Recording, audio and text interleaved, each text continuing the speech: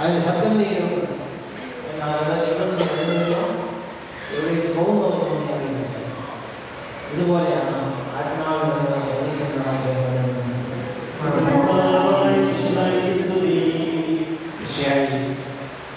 അനുഗ്രഹിച്ച സഹോദരി സഹോദരന്മാരെ, കൃഷിപരമായ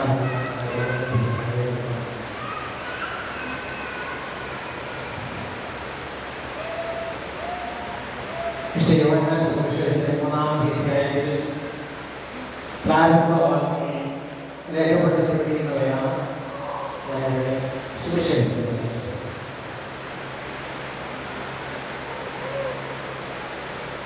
ഈശോ അക്കാലത്ത് ഏറെ അറിയപ്പെട്ടവരായിരുന്നു. ഈശോയെക്കുറിച്ചുള്ള അറിവ് ലഭിച്ച ജെറുസലേം ദേവാലയത്തിലെ ഭരണാധികാരികളിൽ ഒരുവനായ നിക്കോദേമോസ് ഈശോയുടെ മഹാത്മ്യം തീർത്ത് മനസ്സിലാക്കിയത് അടയാളങ്ങൾ കൊണ്ട് മനസ്സിലാക്കിയത് ഈശോയെ സ്നേഹിച്ചോട് പറയുക ഒരു ദൈവത്തിൽ നിന്ന് വന്ന അടയാളമാണ് ഞങ്ങൾ മനസ്സിലാക്കുന്നത്. കാരണം ദൈവം കൂടെ ഇല്ലെങ്കിൽ അങ്ങ് പ്രവർത്തിക്കുന്ന ഈ അടയാളങ്ങൾ കാണിക്കാൻ സാധിക്കുന്നത്. അവന്റെ അഭിനന്ദനമോ പ്രസ്താവനയോ ഈശോ സ്വീകരിക്കുന്നില്ല എന്ന് പരോക്ഷമായി പ്രകടമാക്കുന്നതാണ് ഈശോ മറുപടി. വീണ്ടും ജനിക്കുന്നില്ലെങ്കിൽ ആർക്കും ദൈവരാജ്യത്തിൽ പ്രവേശിക്കുവാൻ സാധിക്കുകയില്ല എന്നാണ്. അതിൻ്റെതായ കാരണമാണ്. പ്രത്യേകിച്ചും അയാളുടെ സഹപ്രവർത്തകരായ യഹൂദന്മാർ ആരും തന്നെ ഈശോയെ ഒരു ജീവിതത്തിൽ കണ്ടവരാണ്. അതുകൊണ്ട് ഒളിച്ചു ഈശോയെ കാണാൻ സംശയവും അന്ധവിശ്വാസവും കലർന്ന ഒരു ധാരണയോടുകൂടിയാണ് ഈശോയെ ആ പുരോഹിതത്വമാണ് സമീപിക്കുന്നത് പറയുന്നത്. ഇപ്പോൾ അയാൾക്ക് ആവശ്യമായിരിക്കുന്നത് ഈശോയിൽ നിന്ന് കൂടുതൽ വ്യക്തമായ അയാളോടൊപ്പം ദൈവവിജ്ഞാനിയെ വിജ്ഞാന ആളുകൾ സുരക്ഷിതമാണ്. ഈശോയുടെ സാന്നിധ്യവും സഹവാസവും കണ്ടിട്ട് അവൻ പ്രവാചകനാണെന്ന് പറയുന്നത്. ഉദാഹരണത്തിന് യോഹന്നാന്റെ സുവിശേഷം 4-ാമത്തെ അധ്യായത്തിൽ ഒരു സമറിയക്കാരി സ്ത്രീയെ അവതരിപ്പിക്കുന്നത് ഈശോ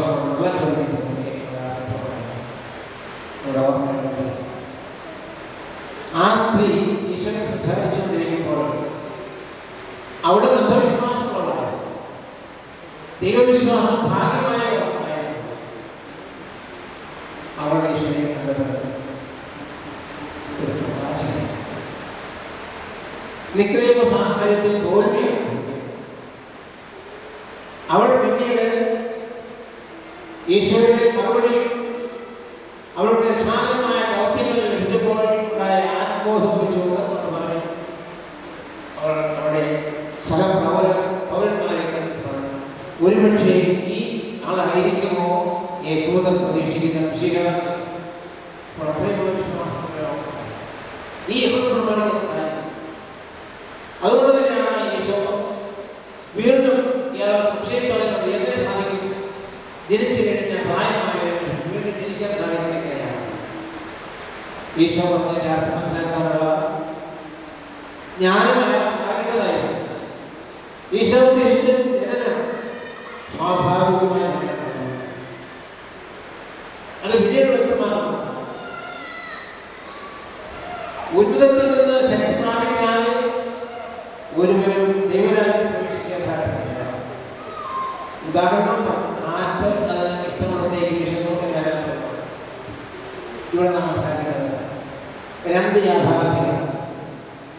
ഒന്ന് സ്വാഭാവികമായ യാഥാർത്ഥ്യം. ഇപ്പോൾ നമ്മൾ രണ്ട് ശിശുക്കളെ സഭയിലേക്ക് ചേർന്നുകൊണ്ട് ഉദാശയിൽ അവരെ അഭിഷേകം ചെയ്തു.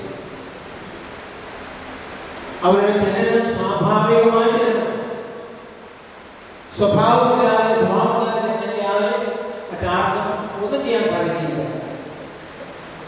എന്നാൽ ആ ജനനത്തോടൊപ്പം ദൃശ്യമല്ലാത്ത അല്ലെങ്കിൽ മനുഷ്യബുദ്ധിക്ക് അഗ്രാഹ്യമായ മറ്റൊരു ജനനം കൊണ്ട് ആ അത് ജനനം എന്ന് പറയുന്നത് ഇല്ലായ്മയിൽ നിന്ന് ഉള്ളായ്മയിലേക്കുള്ള ഓരോ സൃഷ്ടിയുടെയും ആവിർഭാവം ജനനമാണ്.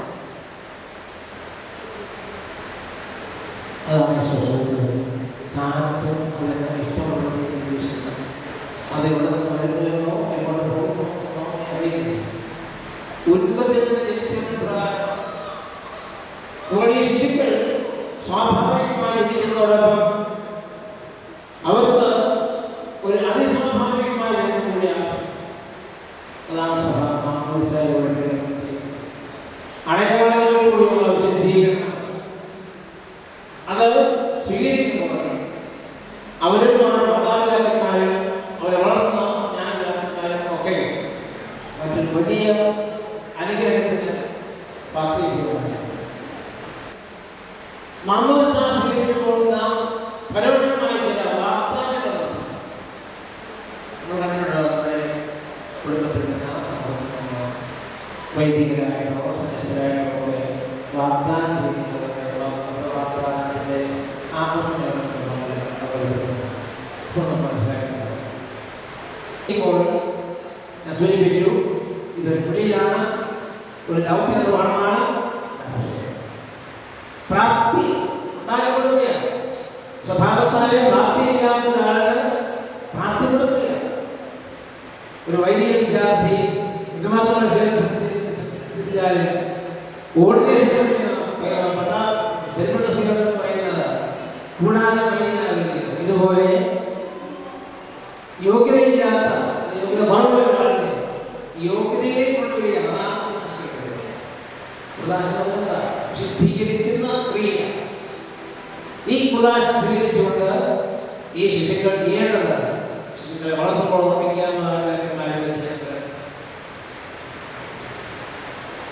ദൈവത്തിൻ്റെ അദൃശ്യമായ കാര്യങ്ങളാണ് ഇവർക്ക് ജന്മം കൊടുത്തത്.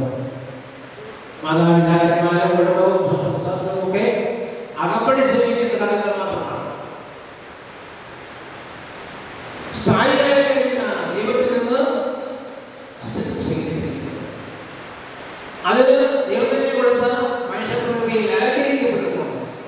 സ്വാഭാവികമായ വിശേഷങ്ങളെല്ലാം കൊടുത്തുകൊണ്ട് ദൈവത്തിൻ്റെ ഈ സങ്കല്പത്തെ ദൈവം പുനഃപ്രതിഷ്ഠിക്കുക, വീണ്ടും പുനഃപ്രതിഷ്ഠിക്കുക. അതിനോടുകൂടി മാതാപിതാക്കന്മാരെ ദുരിതങ്ങളെല്ലാം ചെയ്യുക. അങ്ങനെ ചെയ്തപ്പോഴാണ് ഒരു വ്യക്തി ദൈവത്തിന്റെ പ്രതിഷ്ഠിതനാകുന്നത്. അത് ഓർമ്മിക്കാതെ മതം പരിശീലനം കൊടുത്താലും മതം വിദ്യാഭ്യാസം കൊടുത്താലും ഇന്ന് മതം ബോധനം കൊടുത്താലും അതെല്ലാം നമുക്ക് ഓർമ്മിക്കാം. ദൈവത്തിന്റെ ഈ കാലത്തിന് മാതാപിതാക്കന്മാരോടൊപ്പം ബന്ധപ്പെട്ട എല്ലാവരും തീർച്ചയായും നന്ദി പറയുന്നത്. പ്രത്യേകിച്ചും വിവാഹത്തിന് ശേഷം വർഷങ്ങളോളം കാലത്ത് നൽകിയ നിധികളാണ്. അതൊക്കെ നമുക്ക് അംഗീകരിക്കാം, ഓർമ്മിക്കാം. ഒപ്പം ദൈവത്തിൻ്റെ ഈ അഭിഷേകം, ദൈവത്തിൻ്റെ ഈ ക്ഷണം സുവിശേഷം പ്രതിജ്ഞാനമാണ്. ഇന്നും നാളെയും കഴിഞ്ഞിട്ട് ഇവർ ചെയ്യുന്നത് നമ്മൾ ചെയ്യുന്ന പോലെ തന്നെ നമ്മൾ ചെയ്യുന്ന കമ്പനിയാണ്. ഇവർ ചെയ്യേണ്ടത് സുവിശേഷ പ്രസംഗമാണ്. സൂചിപ്പിച്ചല്ലോ, അവൻ ശിഷ്യന്മാരെ വിളിച്ചത് തന്നോടുകൂടി ആയിരിക്കാൻ, സുവിശേഷ പ്രസംഗിക്കാൻ അയക്കപ്പെടുവാൻ, പിശാചുക്കളെ വിശ്വസിക്കുവാൻ വരെയുള്ള അധികാരം സഭയെ പ്രവർത്തിക്കുക, സഭയെ സമർപ്പിക്കുകയാണ്. നമുക്ക് ആർക്കും ബന്ധമില്ല എന്ന് വിചാരിച്ച് അതാണ് വഴി പോകുമെന്ന് വിചാരിക്കുന്ന സ്വാർത്ഥത പ്രതീക്ഷിക്കുന്നതല്ല. സഭയിൽ നാം എല്ലാം പ്രേക്ഷകർ, വൈദികർ മാത്രമല്ല, സമർത്ഥർ മാത്രമല്ല. എല്ലാവരും പ്രേക്ഷിക്കണം. കാരണം എല്ലാവരും ക്ഷണിക്കപ്പെട്ടു മാമോദിസായി, എല്ലാവരും തിരഞ്ഞെടുക്കപ്പെട്ടു മാമോദിസായി, എല്ലാവരും അഭിഷേകിക്കപ്പെട്ടു മാമോദിസായി. തുടർന്നുള്ള എല്ലാ പ്രവൃത്തികളിലും ദൈവത്തിൻ്റെ സ്ഥാനത്ത് പ്രവർത്തിക്കുവാൻ വേണ്ടി ദൈവത്തിൻ്റെ ആത്മീയരായ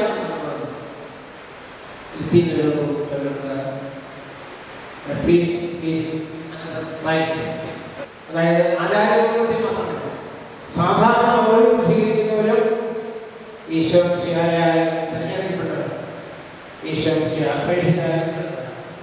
അതുകൊണ്ട് നമുക്ക് ഓരോരുത്തർക്കും എത്ര പ്രായമായാലും എത്ര അവസ്ഥയായാലും രോഗാവസ്ഥയിൽ പോലും നാം പ്രേക്ഷിതരാണ്. ഒരുപക്ഷെ ബാഹ്യമായ പ്രവൃത്തി വഴി അല്ലെങ്കിൽ സഹനം വഴി, ചിലപ്പോൾ ലോകത്തിൻ്റെ കലാപിടുത്തം വഴി ഒക്കെ നമ്മൾ പ്രേക്ഷിതരായിരിക്കും. ഇങ്ങനെ പ്രേക്ഷിതം സ്വീകരിച്ചു പോകുക, ദൈവത്തിന് പ്രീതികരമായി നയിക്കുവാൻ ഈശ്വര യോഗ്യരാകുന്ന നമുക്കെല്ലാവർക്കും ഓർമ്മ പ്രാർത്ഥിക്കാം. ഈ ഉപലാശത്തിൽ എല്ലാവർക്കും പ്രത്യേകമായ നിവാരണങ്ങളുണ്ടാകട്ടെ എന്ന് പ്രാർത്ഥിച്ചുകൊണ്ട് എൻ്റെ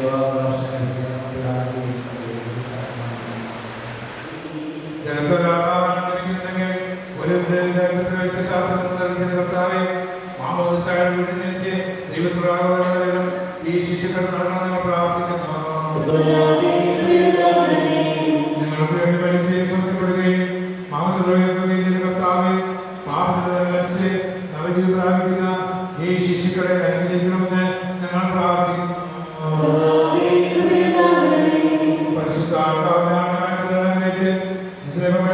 ശിശുക്കളെ വിശുദ്ധയുടെ മാർഗത്തിൽ നയിക്കണമെന്ന് പ്രാർത്ഥിക്കുന്നു.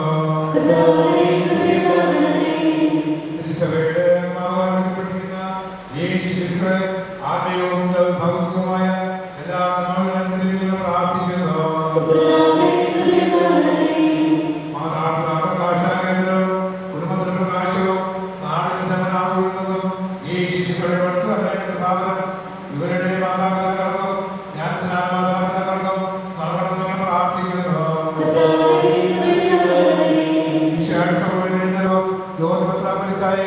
ഞങ്ങളുടെ അധ്യക്ഷനായ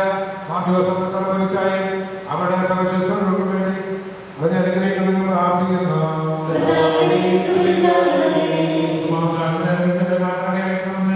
വിനയവന്യങ്ങളെ യാചിക്കുന്നു.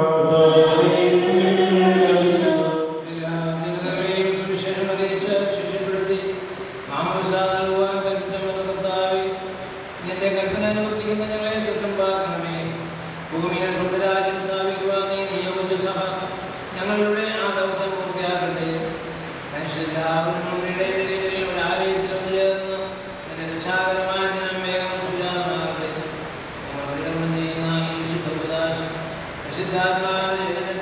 ഈശ്വരനിലേക്കുള്ള കവാടമായി പങ്കിട്ട് സകലത്തിന്റെയും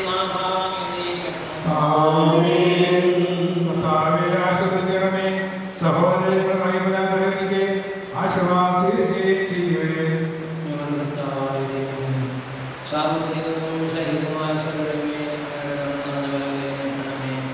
ദൃശ്യവും അദൃശ്യവുമായ സകലത്തിൽ നിന്ന് സംരക്ഷിക്കണമേ. ഭക്തിയോടും സത്യയോടും ശുദ്ധിയോടും കൂടെ ഭാഷണം ചെയ്യുവാൻ ഞങ്ങളെല്ലാം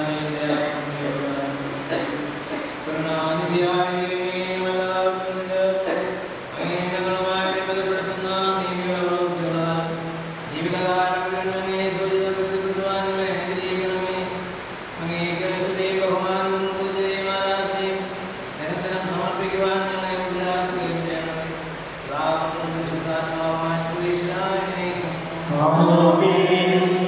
സർവശക്തനും പിതാവുമായ ഏക ദൈവത്തെ ഞങ്ങൾ വിശ്വസിക്കുന്നു.